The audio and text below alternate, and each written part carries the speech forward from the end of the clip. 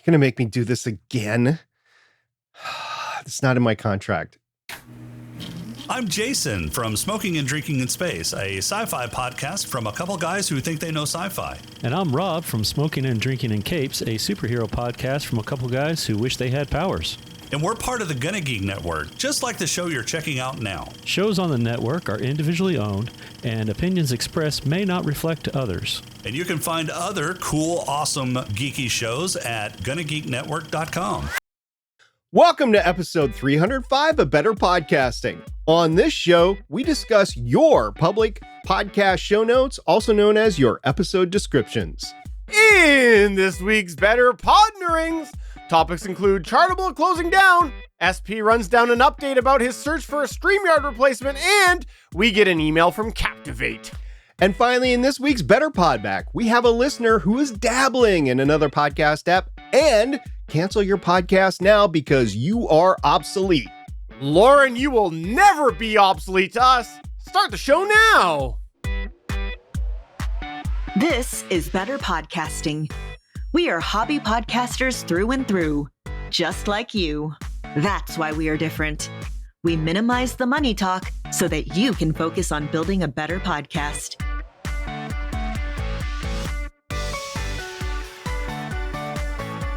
Welcome to episode 305 of Better Podcasting. I am Second Fiddle Stephen, and I am pleased to say the star of the show, SP, is here.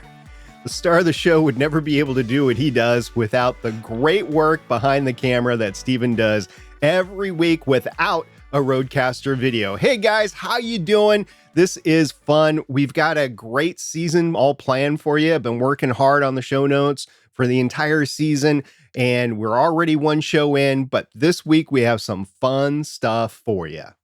Hey, SP, we do have a bit of an announcement here, but before we get to that, I just want to tease our audience and hopefully entice our audience at the same time, because we might have a future How I Saved My Podcast story. We had a listener come to our Discord and mention that they hopefully have a How I Saved My Podcast story coming our way.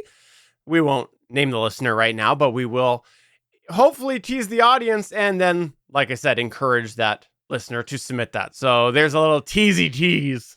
I think we should encourage all of our listeners to submit a How I Say My Podcast story. With tech changing so radically this past year and all the apps and the software and stuff, I got to think there's got to be a lot of How I Say My Podcast stories this year. So you guys get them in, either text them to us in our Discord, email us, or get us on social media, or email us with a video or audio file. That would be our preferred means because we are a podcast after all, and that includes being on YouTube. So that's why the video, and it doesn't matter. You can take it with your cell phone. You can take vertical video. That's fine. It's okay. We're not going to scrutinize you. We are going to talk about your How I Saved My Podcast story though. So get those into us and we look forward to hearing from you. And if you didn't know this, we do stream the recording sessions of this live to gonnageek.com/live or betterpodcasting.com/live if you would prefer. But this is the announcement here, is we are going to have to be shifting the time that we record, at least likely for the remainder of this season. Still TBD of exactly what day and what time. We mentioned this before, got a bunch of things in the hopper in our personal lives, and unfortunately, it does mean that something has come to fruition and we will not be able to keep recording at the usual time. So keep your eyes out on social media or in our Discord at betterpodcasting.com/Discord, because we will be having to shuffle our standing recording time for the foreseeable future. Yeah, it's really both of us that might have that issue, so you can't blame one of us. But anyway, I'm excited to talk about our episode descriptions because I've done a lot of work on this and I knew you have too. So are you excited to talk about it? I am.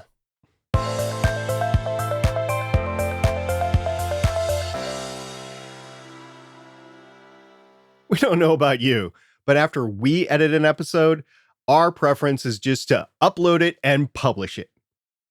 But there's MP3 tags, an episode title, episodic show art, thumbnails, social media posts, chapter time codes, transcripts, a web page post update, and your episode description to consider.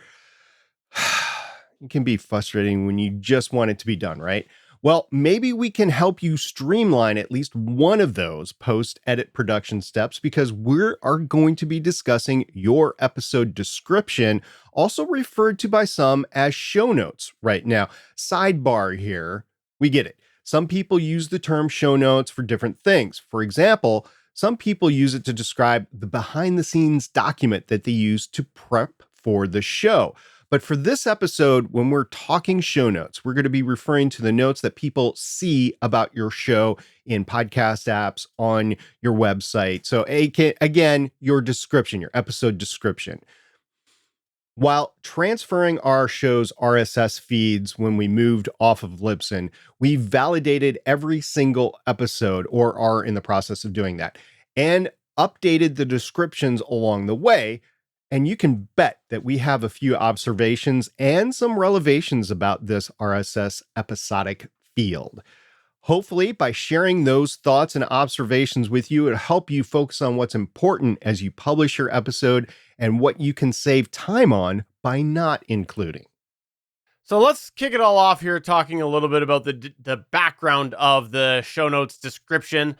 What is a podcast episode description? Well, when you create an episode, and for most of us, that means that you're going into your media host to upload the file, and you'll find yourself a field there that is for the description. This field is used within the RSS feed under the description tag. And that's why we're calling it the show notes, because the RSS description tag sounds very boring and show notes sounds much better. This is the text that's meant to describe your episode in a longer format than those shorter fields that you find in there, like the episode title, the author, or if you are still maybe in yesteryear, you're using the subtitle. This is I think, a dying trend, but it still is used by some people. The description can be used to display HTML or markup in a formatted text if you would like to have that for your description. There is no real standard, however, on how this is displayed by any destination or podcatcher. So if you go and you put in an enhanced format like HTML or markup, you don't know for sure what way it's going to show on the other side because there is no standard way of interpreting that data. Because of this lack of standardization, it is impossible for you to really optimize the HTML formatting to make sure it fits all the different places.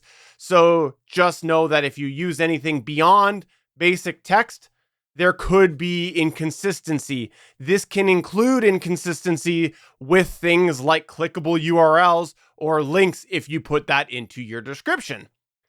Moreover, over the years, there's been some back and forth on whether this description field is discoverable, searchable, or rankable. This is a hot debate that has happened that we have even participated through the show before, and maybe even proved things to be our way, but I digress. However, recently, there is some proof with some people who have experimented that there are key terms that are used in your description that can sometimes assist how searchable and findable your show can be. So keep that in mind, that there has been recent evidence supporting the fact that putting some time into your description might actually help make this a little bit more findable for your individual episodes.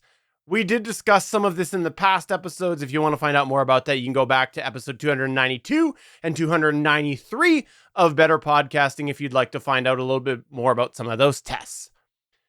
Now, who knows what the future will entail for description? So keep that in mind, that descriptions have been used in a bunch of different ways. So we will always try to update you as we go through. But today we want to make sure that we are highlighting some of the key learnings that we have come across in this, because the description is probably the first thing a listener will see after they, of course, see your artwork and title. And hopefully that will help them determine if they want to listen to your episode. So something to note about a podcast episode description, it's not a blog post. And a confession here, this was one of my first faults in the early days of when I was producing podcasts. In fact, until recently, I treated the episode descriptions as a full blog post. But there is no need to treat it that way. A full blog post Each episode can start expanding your RSS feed size very quickly. And as noted a few minutes ago, not all podcast destinations or podcatchers will display fully formatted descriptions the same way. No one comes to your episode description to read it like an article on a news outlet. And think of it as the episode description as being a short written promo, a contact index, and resource appendix. That's all it needs to be. It's also worth taking the time here to reflect back on what we said just a few minutes ago. Making your post read like a human wrote it. Why is this? Well, because an episode description is primarily going to benefit people who actually want to read it. When you put a lengthy or hard to follow episode description out there, sure, there may be a chance that somehow you pick up a little SEO. However, in the end, most listeners will likely skip reading it, and that means it loses its impact. But if you keep it shorter and easier to follow, listeners, humans, are more likely to actually read it. Not only might that help entice them to listen to your episode, but it should also make your valuable time as a hobby podcaster feel a little more rewarded. As a hobby podcaster, do you really want to sink your time into the art of writing show notes if no one is going to read them? That's not very rewarding, and that's not a good use of your time. Okay. With that said, let's back up a second here and ask, does your episode even need an episode description? Yeah, you do. While some of your subscribers or followers might not read every description on their first listener, new audience members and anyone searching your back catalog are going to appreciate it. Additionally, if people are subscribing to your show, they might not listen to every episode right away. If your episodes stack up in their catcher, they may feel an urge to skip over your episodes just to catch up, and a description can help draw them in and entice them to actually check out a particular certain episode. A few minutes ago, we mentioned that descriptions tend to be a single block of text. Inherently, that means that descriptions have very loose parameters, right? So the question is, what might listeners be looking to find in your episode descriptions? Well, a few ideas that we'd suggest include links, maybe time codes or chapter markers, contact information, and of course, a short description or summary of that episode. Now, the link should be listed with the short title if you're going to put them into your description. You don't want to put the entire contents of the website that you're linking to, but you need to have some form of descriptor for that link. Not all podcast media hosts or podcast destinations or even podcast apps will support things like chapters either. So keep that in mind. But at the very least, if you do place chapter titles or time codes into your descriptions, you will ensure that there is some form of reference that your audience can see if they want to access that information. And then, of course, bonus, if the podcatcher or the destination can indeed read that chapter or time code information.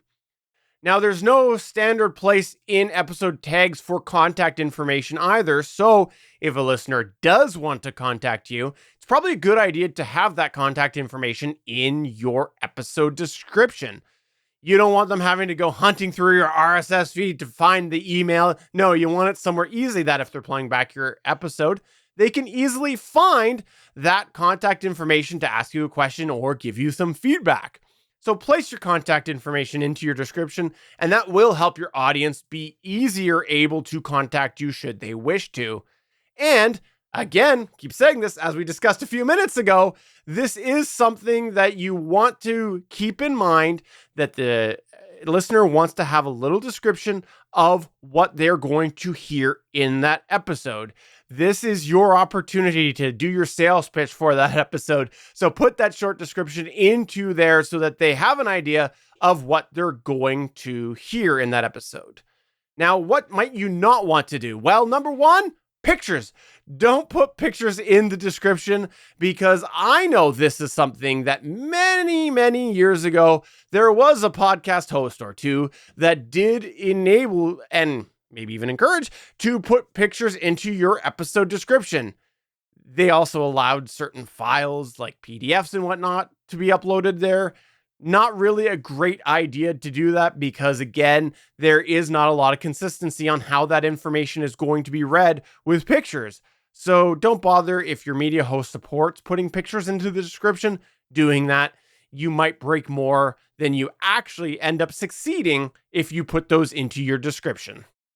So Stephen was just saying there is no form of a picture that is supported in episode descriptions these days, and no non-audio files, except for the rare like video file.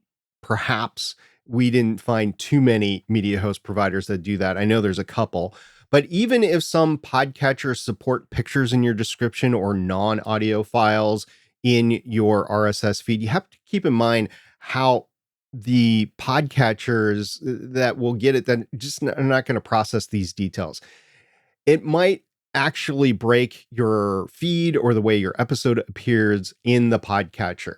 And that's why you should just stick with text and perhaps minimal HTML or markup.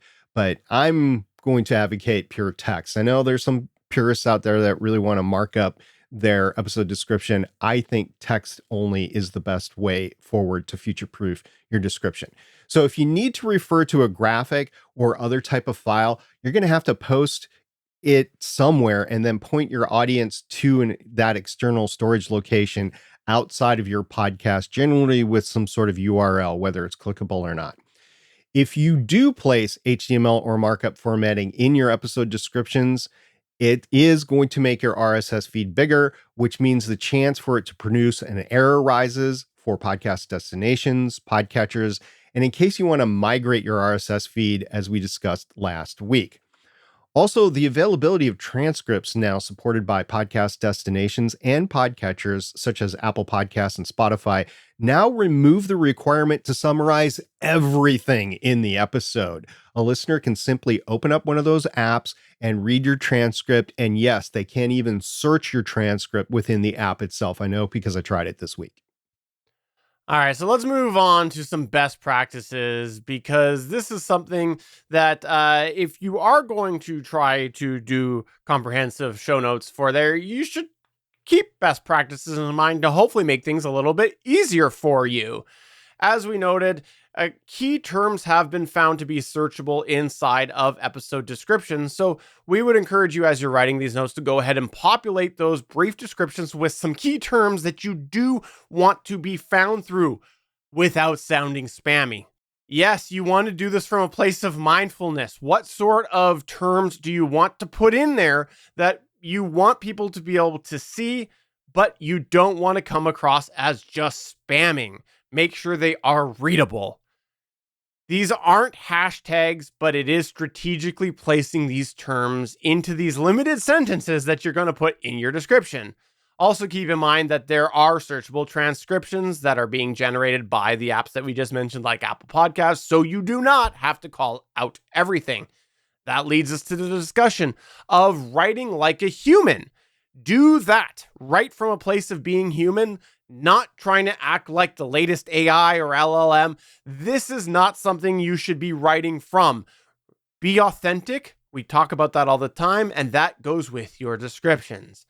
Maybe eventually LLMs will be able to write everything like humans, but at the moment they don't, and a human trying to read it will probably start to have their spidey senses go off and go, hey, this doesn't sound like it was written by a human, and that might be a red flag for them. And if it is all that you have, for example, maybe you did get an F in high school composition class. Okay, AI is better than nothing, but maybe give it a quick proofread before you post it to make sure that it does not come off as spammy or has wrong information. So at least give it a proofread if you are going to use AI tools to enhance your writing process. I mentioned a few minutes ago that I wasn't really keen on using anything else but text. So my recommendation, instead of formatting through HTML or markup, is to use things like all capital letters for title sections and to call importance to a limited amount of text. Yes, I understand this looks like a website from 1991, but it is a way to standardize the appearance in most podcast destinations. Why most? Because some destinations just string everything together as one big paragraph of text. some podcatchers that I've seen do this is Pandora, Castbox, and TuneIn. Even then, all caps headers can start to put some semblance to the chaos of a big wall of text. And I would recommend limiting the amount of ellipses, hyphens, stars, and colons if possible in order to simplify the description and to avoid injecting code into your RSS, which might drive errors into the feed or an episode download. So yeah, those special characters, yeah, I know it's part of everyday lexicon, especially on social media, but it can, I've seen it. It can screw up your RSS feed, and finding them has literally taken months for a big feed like I have on Legends of S.H.I.E.L.D. Why don't you like biology podcasts? You said that you don't want people to put colons in their notes. Small colons, large colons, I'm a fan. It's just they don't deserve to be in your podcast unless that's what you're talking about, I guess. I don't know. Anyway, keep the main description limited to just a few sentences, as Stephen mentioned a few minutes ago. 2 or 3. That's what is in your episode. Again, this is not a blog post. At best, this is a teaser for your episode, or maybe even a description or a summary that you might find in an old TV guide. Or you go to the imdb.com website and your streaming app of choice, and you're just looking at different episodes. That is the level of summary that you're really looking for here. This is a marketing copy. You're promoting at this point in time, and you're trying to point out why a listener would want to press play on the episode. Now, for a full rundown, a listener can use Apple Podcasts or Spotify and read the full provided transcript, as we've mentioned at least twice before. I want to foot stomp that. Transcripts have transformed what you should be putting in your show notes. There is no need to put your entire transcript in your show notes. It's a separate field, or it's auto-populated by apps like Apple Podcasts and Spotify now. Also, consider using bullet points so your key focus is easy to follow. If you have yourself several long-winded paragraphs, people aren't going to read it. Most people are only going to skim it anyway, and that could lead to less impact and also increase the chance that valuable things that you want pointed out in your episode are overlooked. Bullet points can be an easy way to call out important details. You can use hyphens, you can use formatting for it, or you can use spaces in between the text. I know that doesn't help with the big wall of text, but you can't really optimize for everywhere. So you got to pick and choose your battles here. Now, as a hobby podcaster, you also probably want to brainstorm a standard format that is easily changeable throughout the run of your show. Like with other forms of content creation, like YouTube videos, you may not be able to put the same amount of time into episode descriptions as a full-time podcaster would. For example, a full-time podcaster may have the time to be able to shake up the episode descriptions each week, crafting a unique layout that perfectly matches the topic at hand. You may not have that same luxury, since the time as a hobby podcaster is limited, and so you should try to brainstorm an overall structure that will be able to be flexible enough each week to fit the needs of your episodes, but at the same time, not require you to build from the ground up each time you post. If you're a current events podcast, you might arrange a template where the topics are near the top and can be slid out. If you're a storytelling podcast, maybe you have a section where you cast for each episode can be slid out and replaced, or maybe a previously on to discover where things are with the story. If you do put links in your description, Stephen, what should you consider to do? Well, first off, you should make sure that you precede them with a short title. Not every URL will have a description of its contents that you're putting in, so make sure that you do add one in there. This will make it easier for a listener to click on the relevant link that they're trying to find and use it as a resource for referencing something within your show.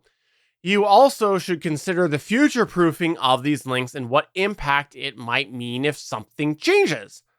Hey, last week we were talking about how in the process of migrating our RSS feed for Better Podcasting, we took the opportunity to go back in our show notes and replace all of our past social media links we had with a more generic link, because back when we posted things, we had all sorts of activity on Twitter and Facebook, and now it's not so much that anymore. So we decided we wanted to go back and replace those links with something more generic. Well, let's break that idea down a little further, because we said we used to have an active presence on Twitter. Well, what about all those podcasts that put Twitter links into their show notes? The reality is Twitter has changed a lot. It's now X, and a lot of those links don't actually work anymore. So all those podcast descriptions out there that use links to Twitter, they're no longer valid. So it's just an example of how when you are putting links into your actual show notes, for all of eternity, you might be pumping out through your RSS feed a description that contains bad links. So you want to keep that in mind when you're adding links in there. Is it something that really needs to be in there? Or is it something that might change in the future? So keep that in mind when you put links in there. Now, depending on what kind of web presence you have for your podcast, you actually might want to think about not putting links into your show description and instead using somewhere else to house those links. If you do have a website, this might be an opportunity for you to try to drive some traffic towards that website instead of actually using your show description where they can quickly click into those links. You might, through your show description, encourage people to find all of the links on your individual website if you have one. So that way you're trying to drive some traffic to that website. And that might be the one link that you do have in your description is over to your website, where people can then subsequently find individual links on the post for that episode. This encourages people to access the website, but it also ensures that your links are available to everyone. Because again, let's back up here a minute. We talked about how all the podcatchers that are out there and all the podcast apps, they don't handle formatting all the same. And so if you are pushing your podcast out somewhere that doesn't process links properly, and it exists, I'm not crazy. In 2024, there are still places that don't process links properly. You are essentially putting your links in somewhere that someone might not be able to see. So if you're directing people to a neutral place, like if you have a website that you have individual episode links out there, you are directing people to a place that you know everybody can get to. Like when we say, go to betterpodcasting.com/305, everybody can do that. That doesn't bank on their podcatcher to go to that. So you might want to think about how those links relate to your show, and maybe putting them in your description is not actually the best place for it if you do have a neutral home like an independent website.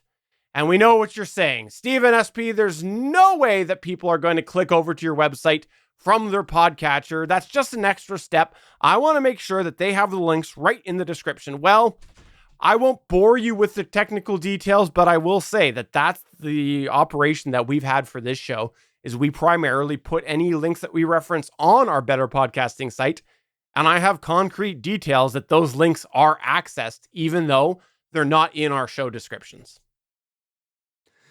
Moving on, you should definitely add contact information to your episode descriptions. Nowhere, and we mean nowhere, is your contact information easily available to listeners. At best, it is displayed as an email address to contact the show's production team if you have that available and enabled. And it could be you.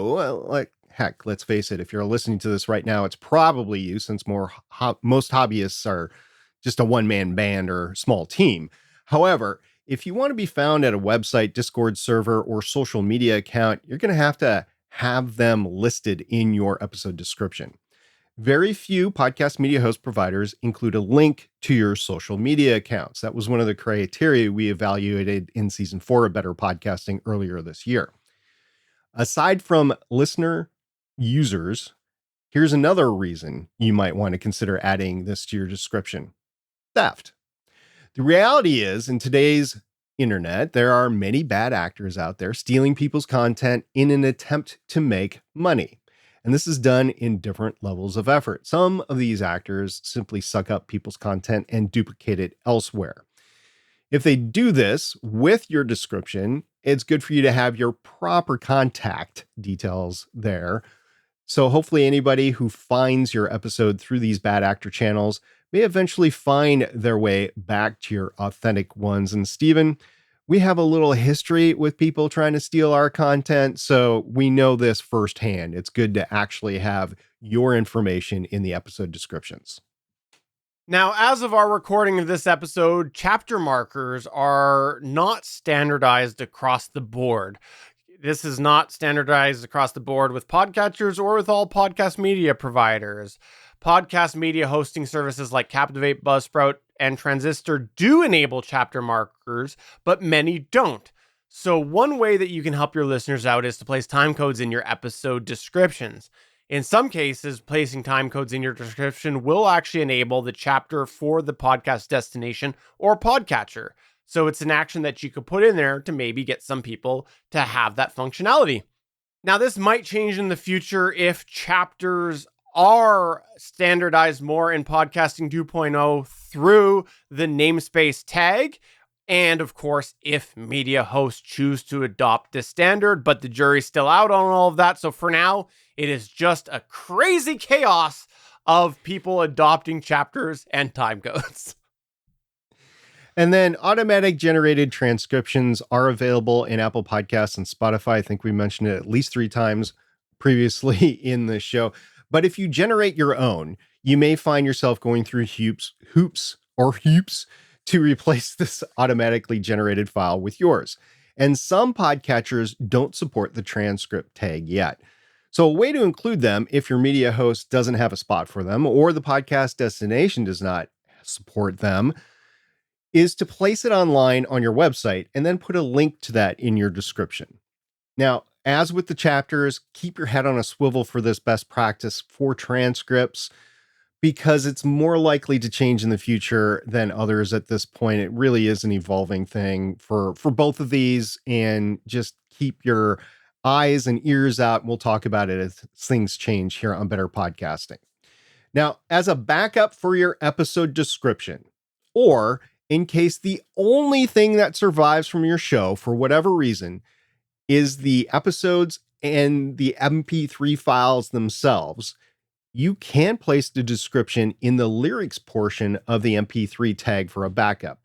This would be text only. This is assuming that your podcast media host provider does not strip out the MP3 tag, because we know some do. And there is dwindling proof now, for example, none that we know of, that MP3 tags are beneficial anymore. But it could help you out in the future to recover those episode descriptions if all you have is the episodes. So it might be worth the effort to go ahead and tag your MP3 files or your audio files with the lyrics description with your episode description. Finally, the last thing that we're going to suggest here as a best practice for the episode descriptions is to test them, especially if you are using formatting. As we mentioned a few times, not all podcatchers will process your descriptions the same. Whilst this might not be obvious, like things like processing HTML or other obvious formatting, it could be as simple as processing line breaks differently, because that happens. When you first develop your description layout, it's a great idea to try downloading this through multiple locations and reviewing how it looks. How does it look on Apple Podcasts compared to Spotify? How does it look in different podcast apps? Heck, is there a difference between Android, iOS, and web presence? So you should take a look to see if what people get on their side is what you think they're going to get when you actually publish. You definitely won't be able to test all the possible combinations of locations, apps, and destinations, but trying a few different combinations will help you at least start to see any common trends and any anomalies, and hopefully help you feel somewhat confident that it will work out for you. That is until you accidentally break the formatting one episode by copying and pasting it wrong. So shortly after you publish, multiple listeners will write you once telling you how everything is broken and they can't read the description or download the episode or the feed's gone or whatever. So then you end up staying up late trying to fix it because you were just about to go to bed when these messages started coming in, only to realize that you have no idea why it went wrong, because then it looks fine on your side. So then you end up having to just rewrite everything from scratch and start over. And now you can't get to sleep because your mind is racing. Not that that would happen to anyone, of course. Never. So in summary, keeping your episode descriptions brief while containing all the information a listener needs will help you both streamline your post-production process and publishing process. It will also help you market, promote, and catalog your episodes appropriately if you keep all of these things in mind. By keeping to these best practices, you'll future-proof your episode descriptions, hopefully as much as you can, at least, based off of the 2024 timeframe, and that might make things easier for you in the future. If you really need more information available, there are full blog posts with your website, and you can use transcripts. These are ways that you can enhance the descriptions by offering a secondary source of information if you want to keep your descriptions short while offering listeners a place for expanded content. These are a couple tools that you can use. That way, you can get your episodes out as fast as possible and put more effort into creating future episodes and hopefully keeping the podcast fun alive, or maybe even just giving you more spare time so that you can watch the latest football game.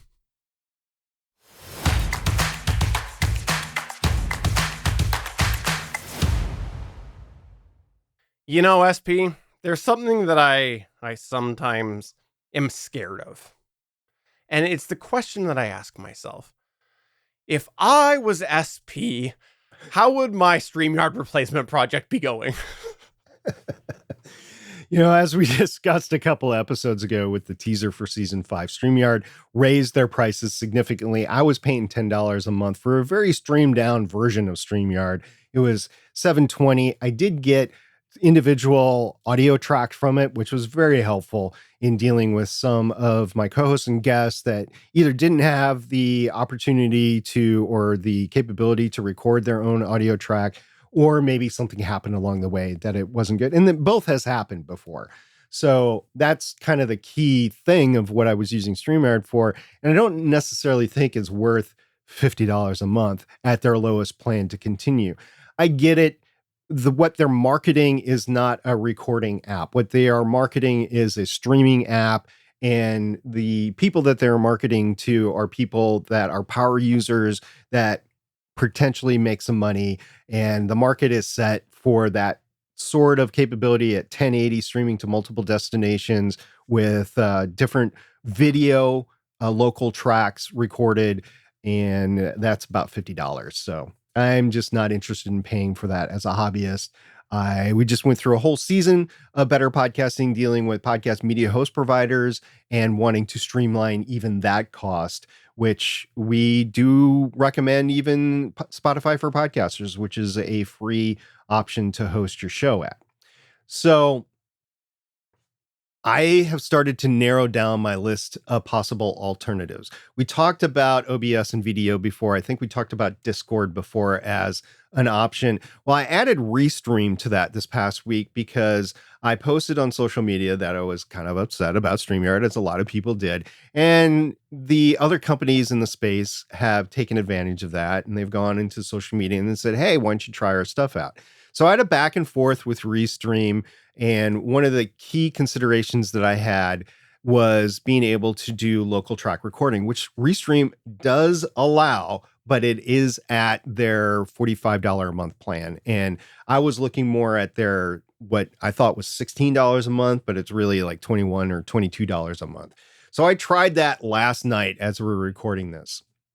And unfortunately, the lower price tier does not include individual audio tracks, or at least if it does, I didn't find a way to enable it. And in looking at their documentation, I don't think there is. So I'm probably not going to use Restream for that in the future. I might actually open the aperture to other ways to connect, maybe use an audio recording multi-track capability that has video and then capture that video somehow so I can throw it on YouTube.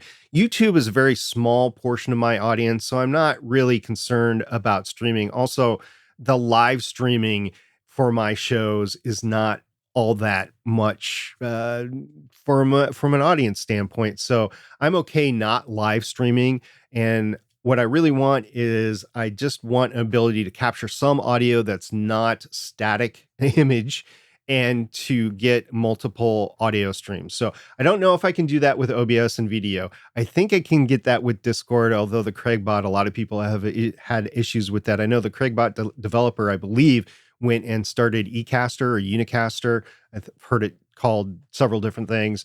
I might even try that out.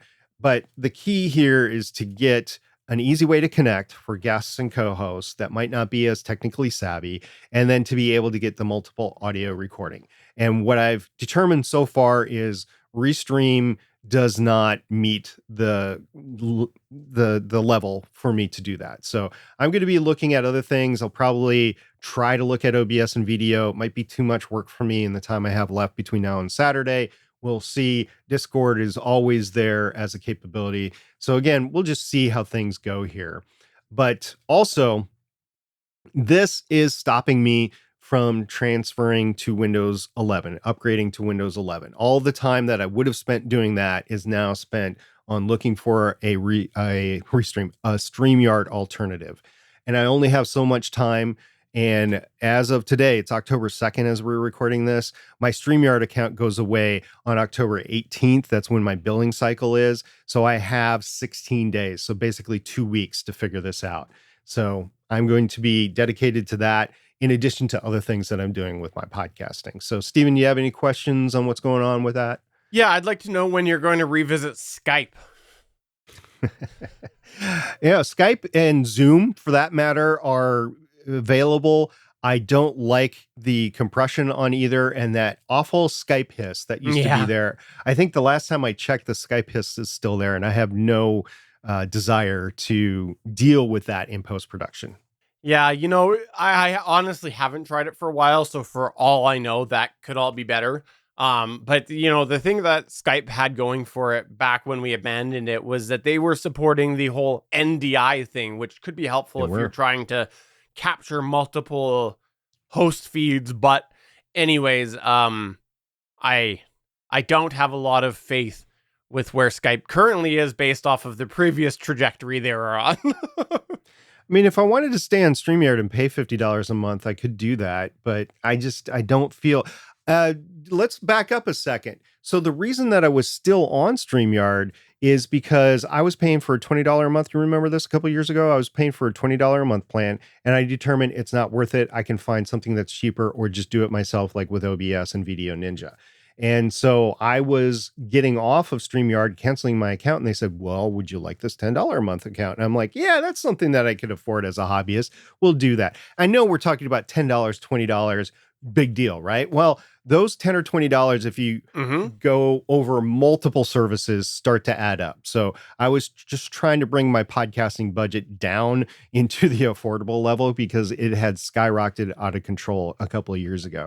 So I don't have $50 a month, or I don't want to spend $50 a month on this particular asset or capability of podcasting when I know I can do it for cheaper some other means. It's just a possibility of finding it out and doing it. And I'm interested to hear from our audience. What do you use? Why do you use it? How much do you pay? That sort of thing. Would you recommend it to another hobby podcaster? So all of those are issues, and we have some more of that information later on. But that's where I currently stand with my StreamYard replacement. You were just mentioning the price so much per month and, you know, trying to get things down. I was actually just doing this past weekend, and a little sidebar note here. I was looking and I was like, okay, I'm going to relook at what all my monthly charges are. And I went in there and I'm like, wait a minute, my phone bill's not supposed to be that much. And I had the first parental conversation moment to do with the phone. So, yeah. Things worked out on that, but you know, I'm glad I'm trying to save my budget and found that. So anyways. Just a little aside there. My kids are older than your kids, and when they first got their cell phones, unlimited texting wasn't a thing, but it was if you were on, like everybody else was on Verizon. I can't remember where we were, but we weren't on Verizon. and the oldest daughter was texting away thinking that she had unlimited. Oh, no. And I swear it was a $300 phone bill just for her line for that 1 month. And we immediately went and switched over to Verizon because we're like, this is stupid. We're going to do this. This is not a commercial for Verizon. This is literally like 10, 15 years ago, and we were just trying to save money. So that's, yeah, I get it. I've been there. Let's move on to another Better Podnering. You had a bit of an update to do with your quest to transfer away from the podcast host that shall not be named. That's right. So it's October 2nd, and I had canceled 3 of my 5 podcasts that were on Libsyn, and I got the you're no longer have an account with us when the billing came due. It's really the night before, but it's October 1st. It was September 30th when I got the emails. So yeah, those are gone, but I still have 2 left. It's Legends of S.H.I.E.L.D. and Starling Tribune. And the reason why I left Legends of S.H.I.E.L.D. later is because it's huge. It's 530 episodes, and to verify all those episodes takes time. And I am all the way up to episode 300, only because I had a little extra time this week. That's going to slow down. I hope to have that done by the end of the month. We'll see. It might go into November, but I'm at episode 300 of 530 right now on Legends of S.H.I.E.L.D. Starling Tribune, that might take a few months later. That might be 2 or 3 months to get that all done, just because it's not going to be a priority to me. I would like to not spend that $5 a month. Oh yeah, $5 a month. But I would like not spend that $5 a month, especially because my RSS feed is not being served from the podcast host that shall not be named, but I named it a little bit ago. So yeah, it's going to take a few months. If I can get it done by the end of the year, great. But if not, if it goes an extra month or so, as long as I keep the progress up. So if you are curious, you can go to the Legends of S.H.I.E.L.D. feed, and you can just see how the formatting is done with the first 300 episodes. And if you look into the later 300s, as this comes out, maybe 400s, you'll see some of the issues that I'm dealing with. Now, the older show notes, that was a big thing that inspired this episode. The older show notes were just terrible. I tried to clean them up as much as I could, but at the same time, Stephen and I had a conversation a long time ago, and he's like, they're really time capsules of what the show was at the time that you produced it. So you should probably leave them closer to the original than not. So I tried to do that, but I had to update contact information. I had to streamline the SEO of the titles and so on and so forth. So yeah, it takes a while. I'm lucky if I'm home all day, I'm lucky if I get 20 done in a day. It takes a while. It takes at least 15 minutes per episode. And then I got to do other things too. Like I got to make meals, go to the bathroom, shower, sleep, that sort of thing. So it takes a while to get through this sort of stuff. Plus, I'm actually actively podcasting as well, as evidenced by this show right now. Oh, I didn't realize that. Well, maybe you're sicker than I thought you were, or drunker or whatever. Anyway, I haven't updated myself on this front, by the way. It's not moving off of the podcast media host that shall not be named, but it's actually moving away from, to a degree, mostly, PowerPress, because I don't know, those of you who are new to the show, you might not know this, is that for the official Gonna Geek show, that's the geek podcast that we used to do weekly, that we now do once a month-ish, with our co-host Chris Farrell. It is set up to be a RSS feed that was created through PowerPress, and I've been wanting to get that off of there for a while, just because occasionally an update will happen with that, or WordPress, and then things go wrong, and there's a whole bunch of things behind the scenes that I've had to do to keep that up and going. And, we've had the Better Podcasting live chat on Pinecast for a while. That was my first indication that, okay, I'm okay with how the Pinecast RSS feed is being created. It seems to work okay. I got no concerns with that. And then, of course, we've now moved the rest of these shows over. Well, I want to get the RSS feed actually pulling from Pinecast as well. And that involves a whole bunch of cleanup on the Gonna Geek site. And of course, getting it all imported and cleaned up properly on Pinecast. So I had actually started this before we migrated Better Podcasting over. And then I just got really tired. I think I got up to like episode 100 or something. And it was just like, no, this is taking too long. And then I faded away from it and then was forced to do it to Better Podcasting because we're getting off of the podcast media host that shall not be named.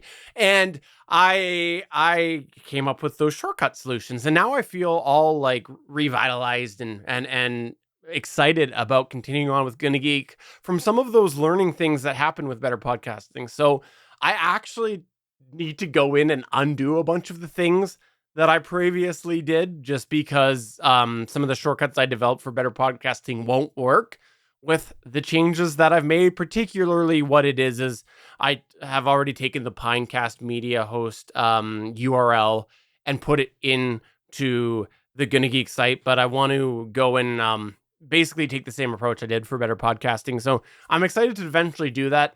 And then, yes, I still will use PowerPress for running the Gonna Geek site, but the RSS feed will no longer be required to have PowerPress. It will be pulling from Pinecast. So I'm excited, and I didn't talk about that in the last couple of weeks, but I wanted to mention that because that is another show that I still have to officially migrate.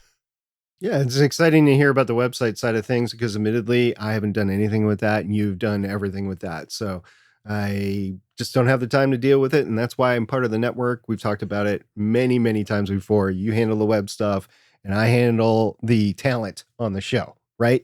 That's the agreement, right? The agreement is that you are solely responsible for the talent because you are the sole talent on the show. Okay. Moving on, we also got an email from Captivate. Now, we're not going to read out the whole email. It was quite a long email, but we did get an email from Danny Brown from Captivate. This came in on the 26th and was giving some response to our review that we had given way back. I believe it was in May. And basically, Danny had some points that he wanted to bring up to do with some of the different comments that we had made. And some of the things were to do with changes that have still happened. Some are to do with the fact that he felt there were some points that they had that we said they didn't have. And in the end, we're not going to run down all these individual points, but I do want to say if you want to learn more about what Danny said, come to our Discord at betterpodcasting.com/Discord. We'll probably go in there and paste a good portion of this in there, but we reviewed all of these media hosts from the perspective of a hobby podcaster or the lens of a hobby podcaster. And that include dedicating a hobby podcaster amount of time of going in and reviewing these services. And some of the media hosts, things were easier to find than others. And a couple of the things that came up, obviously we didn't find. So, your mileage may vary, I guess. Yeah, first off, thank you so much, Danny, for providing us the feedback. I wish it was kind of closer to when we would have done the reviews, but Captivate is one of the media hosts that we both wanted to keep tabs on.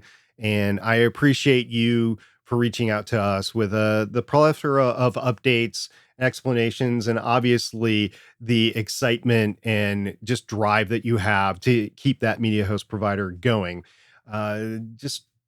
There's some things that changed, some things that we didn't find when we were going through it. And I just want to say that some things that we didn't find, I think a lot of that was due to the UI being as complicated as it was. And there was some things in the email about that. So I can see why we missed some things along the way just because of the complication of the UI. However, the UI is complicated because they do offer a lot of capabilities. So there's pros and cons of that. We discussed that in our review. I still am a no on recommending Captivate just because of their download limits. And that was discussed in his email. It was a choice that they made for legitimate business reasons. I get it. As a consumer, though, I don't want to limit myself by the total amount of downloads. They do make, as Danny said in the email, they do make exceptions if you get an unexpected hit in a month. But if that continues for a while, it's just going to be, your issue. And for me, having so many shows, the possibility, even shows that have been closed for a while now, if one of them takes a hit for whatever reason, then it's going to put me above their download limits. And we did the calculations on the download limits before. So that's the one thing that I'm still a no on. I just want to say Danny did discuss that. He did address it in his email. I get the reasons why he chose to do it, but it's still keeping me from recommending Captivate, unfortunately, for hobby podcasters. There was one area I did want to call out on this show, and it was something we speculated on after we started to see this lack of feature, and it was video podcasting, because we finally got some insight here to a concrete reason why video podcasting is not supported by at least this media host. And they said this is something that we took a conscious decision on, and that was to make the best platform and feature set for audio creators that we could and not support video. And he says there are a couple reasons why. One, YouTube already does it perfectly, so why reinvent the wheel, so to speak? Our podcasters that offer both video and audio record and upload the video to YouTube as normal, and then upload the MP3 version to us for distribution to Apple, Spotify, etc., giving them the best of both worlds. The YouTube part ties into the next reason, and that's cost. Just as we only charge by downloads because that's a hard cost to us, so we don't offer video podcasting because that then eats up a lot more storage and bandwidth, which we need to pass on to our users. And then there's some more information in there. But that was the second point I wanted to bring up. We speculated that cost in 2024 was probably a huge driver. And for Captivate, that seems to be. Yeah, can't fault them at all. So, Stephen, moving on to the next thing, you brought this up in the past week, and I was like, just knew about it, but just drove over it. I use Vegas as my audio and video editing platform, and they have released Vegas 22. I'm on Vegas 21. We just noticed that it came out in July. It's October now. So I will be taking a look at the feature set that is provided in 22. I'm not going to have time to do it. Maybe not even until after the season is over. Stephen, you don't use Vegas as your primary editor anymore. So maybe you have time to look at it or not, but we just want to acknowledge the fact that Vegas 22 came out. And if this is the DAW for you, if this is the video editing solution for you, just know that there is an update that is available. And the last thing we wanted to mention was that Chartable is closing down. This is actually something that you brought to my attention, SP. Yeah, this was all over the podcast news from the last week or so, and I really wasn't intrigued by it because I didn't know how hobby podcasters would use it. So I put a call out on our Discord server and said, okay, how do you guys use Captivate? Do you use Captivate, and how do you use it? And there was a couple of hits back that said, oh yeah, I use it to consolidate my reviews from different services. I'm like, okay, well, I found an article on Bumper by Dan Meisner, who works at Bumper there, and he put together a list of various different ones. Now, there are some replacements that only look at the charting or the rankings of the show, not necessarily the reviews. The ones that I found that market that they actually do reviews that were listed in his article are Podkite and Podrover, and I've also found a service called Rate This Podcast. So if you're looking at a place to go out and then look at all the reviews and then tell you what those reviews are, so you don't have to go looking everywhere, those three services are recommended replacements, at least by this article, by the replacements for Chartable. So if you use it for the review consolidation, yeah, I just don't see a lot of other things that they do being relevant to hobbyists. Maybe I'm wrong. And if you're a hobbyist and if you have used Chartable for different things than the reviews, please let us know. And then let us know if you've decided where you're going to go. One thing that Chartable has sent out various different times is that if you are using Chartable links for whatever reason, you're going to have to move them or rename them by December 12th. So we talked a lot about when you're moving an RSS feed or podcast media host, especially during our season 4 review, that, oh, if something happens overnight, are you going to be able to move all your stuff over? Well, one of the things that Stephen just discussed were the links to the individual episodes. It could be different links to promotions that you're dealing with. Or remember Clamor? There were links to the Clamors that are no longer viable now because those don't exist anymore. So if you want to host those little short videos somewhere else on Clamor and then link to them, then that would be a lot of work to do. And I think that's what people have in front of them. So fortunately, Chartable is giving you until December 12th to change those links. That is roughly 2.5 months from now. So you have some time if you do use that. But if you do use Chartable for any other reason than reviews, then let me know, let us know, and we'll talk about it on a future show.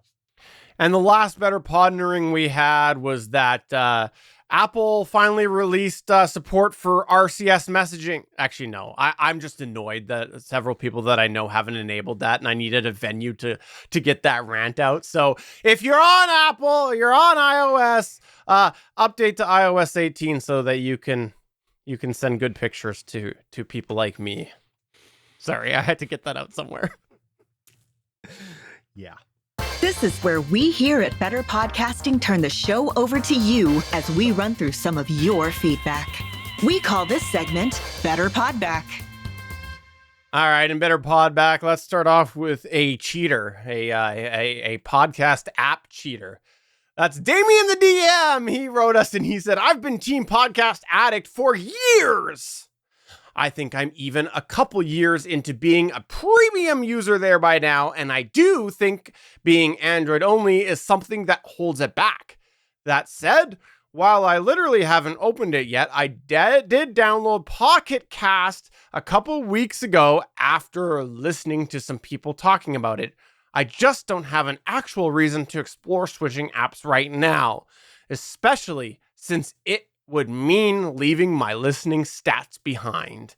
And he does have listening stats in the Podcast Addict app. So this is something he's being tempted by the fruit of another.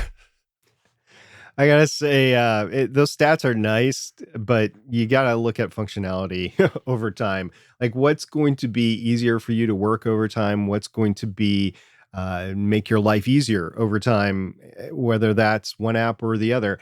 I am of the ilk that apps are just going to change over time. Like I think every single one of us that had an iPhone at one point in time started with Apple Podcasts. And then there was that 1 year that came along that Apple Podcasts broke. And it wasn't an easy break. It was like a couple of weeks before they got it fixed or something like that. So if you wanted to listen to podcasts, you had to go somewhere else.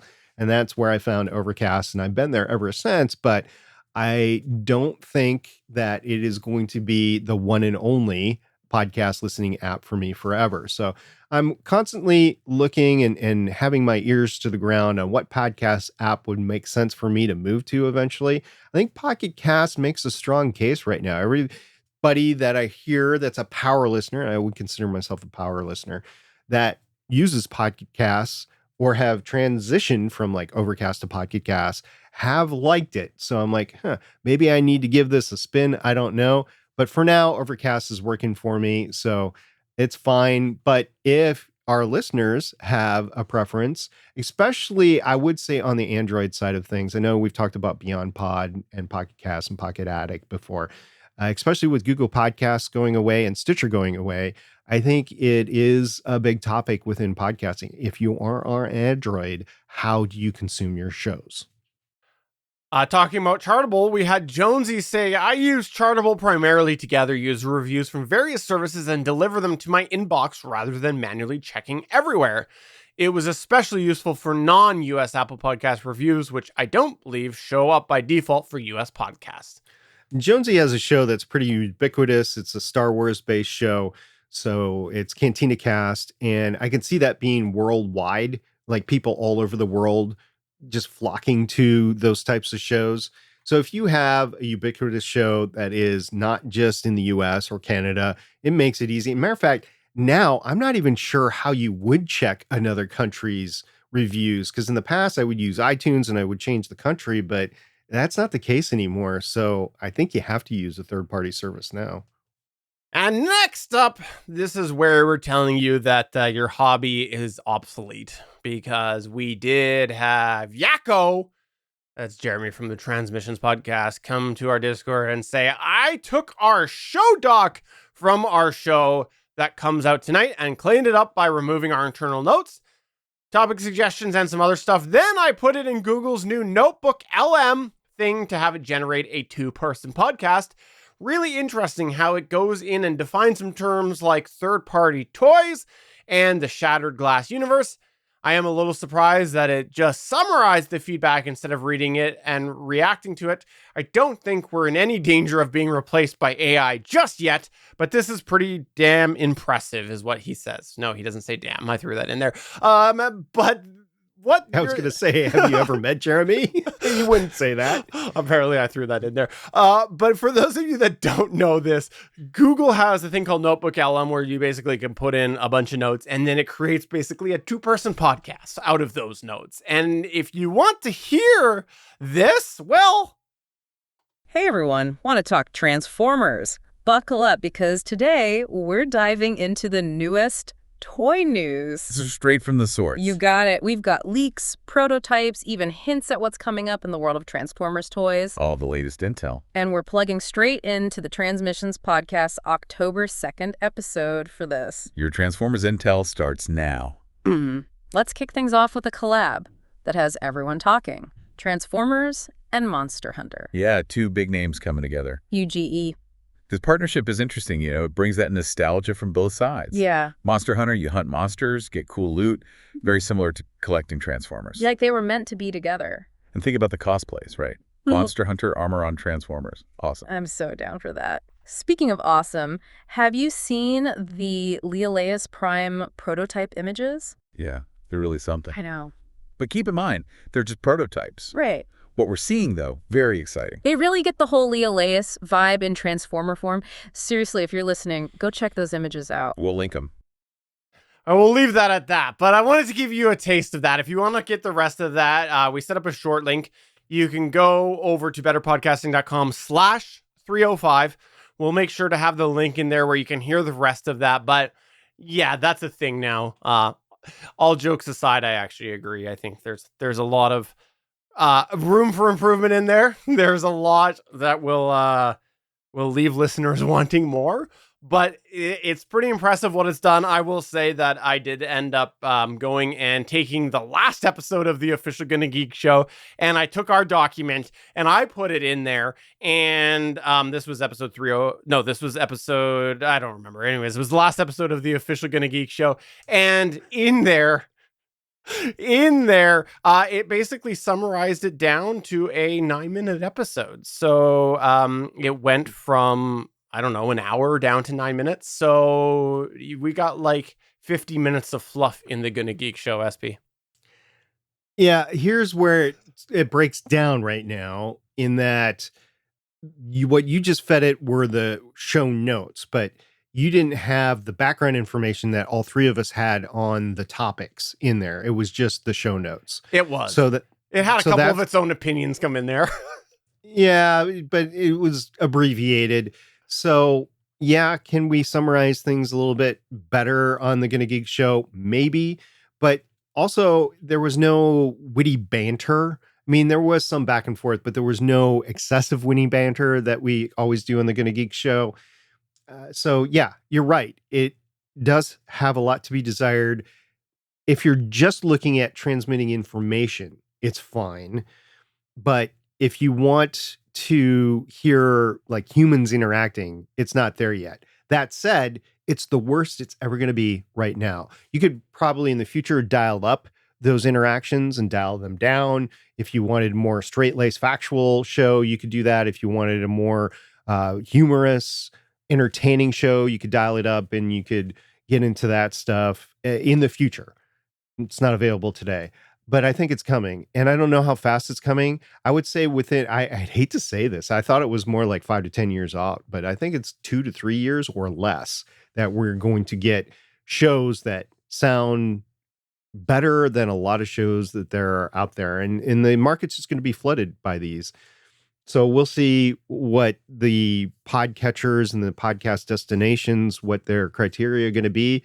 Will there be human only places to consume content? Maybe, I don't know. And will there be AI only places to consume content? Will there be a mixture?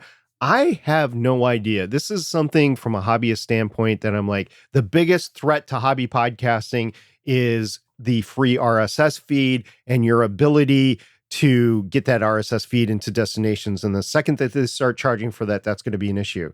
I think I've transitioned that now where it's not the biggest, it's the same as AI, because you're going to feed a AI an episode. So a lot of the entertainment podcasts that I've done.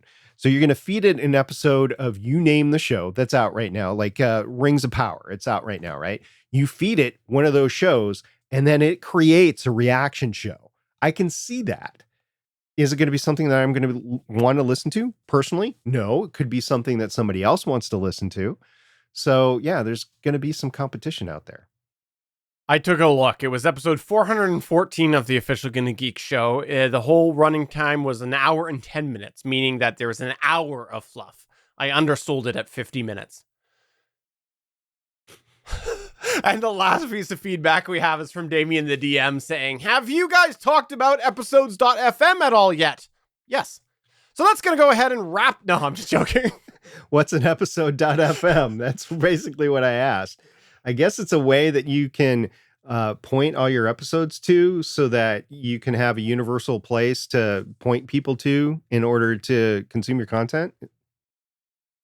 Yeah, I don't know. I'm going to look into this. This just came up today. I'm intrigued. If you have any experience with episodes.fm, that's actually why we put this in here. We'd love to know what your information on it is, because clearly SP and I don't have any experience. So please let us know. Email podcast@betterpodcasting.com. Come to our Discord at betterpodcasting.com/Discord. Or if you'd really like, you can go ahead and enable RCS messaging on your iPhone, and you can somehow find my phone number and send me an RCS message. See, yeah. So I have an iPhone, and I do have issues when I'm trying to get to other family members and trying to get pictures and stuff. So the group, we've talked about this before on Gonna Geek, but I gotta say it's lesser of a concern for me. But it is the bane of your existence, Stephen. And it is interesting and entertaining just watching you fume over it. You keep on, delving into it and wanting to know the specifics. And I'm like, I don't care. Not at the level that you do. However, if I was ever to text you something outside of a, non-text app that I needed a full res picture sent to, I don't know if I would trust the text these days. I think I would have to go through WhatsApp or, whatever chat app that we use. So that's going to go ahead and take us to the end of the show.